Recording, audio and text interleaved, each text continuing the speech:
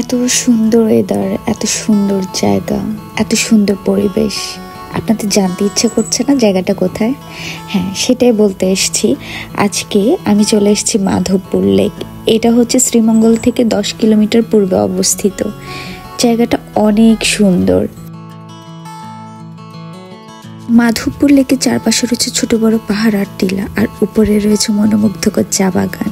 পর্যটকদের কথা চিন্তা করে এটা সকাল 8টা থেকে সন্ধ্যা 6টা পর্যন্ত খোলা থাকে। আর পরিবেশটা দেখে আপনাদেরও আশা করি ভালো লাগবে। জায়গাটা অনেক বড়, যদিও এত বড় চা বাগান ঘুরে দেখা সম্ভব না। যতটুকু পেরেছি দেখেছি এবং আপনাদেরকে দেখাচ্ছি।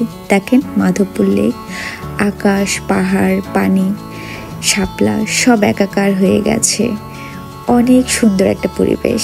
একটু হেঁটেই সামনে গেলে লেখা আছে আই লাভ কমলগঞ্জ। ওখানে দাঁড়িয়ে একটু ছবি উঠানো, একটু ভিডিও করা, তারপর পাহাড় বেয়ে উঠে যাচ্ছি চা বাগানে। উপরটা অনেক সুন্দর।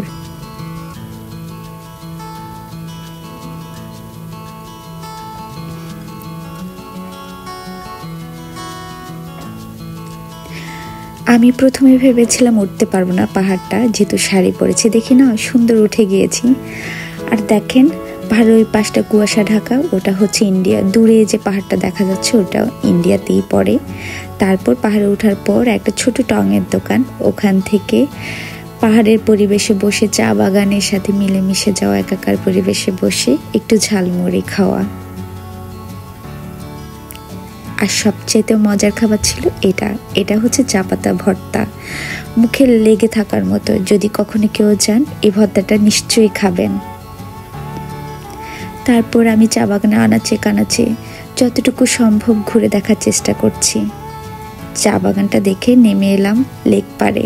লেক পাড়টা দেখেন কত সুন্দর, পাহাড়, লেক, এরপর হচ্ছে আকাশ, আকাশে সূর্য, অনেক ভালো লাগছিল। শাপলা যদিও অনেক নেই,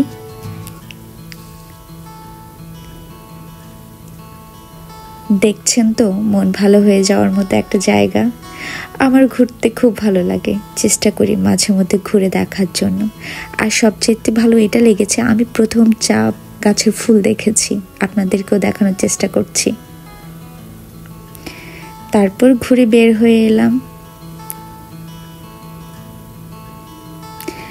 যারা ঘুরতে পছন্দ করেন তারা সময় নিয়ে যাবেন। আসলে আমারও তো সময় ছিল না, যতটুকু সম্ভব ঘুরেছি, বের হয়ে আসছি। দেখছেন তো আস্তে আস্তে মানুষের ভিড়। সকাল সকাল আসলে মানুষটা একটু কম থাকে, বিকেলের দিকে কিন্তু মানুষ অনেক থাকে।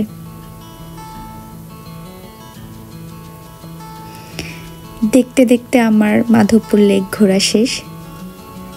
তারপর এখন বের হয়ে যাচ্ছি।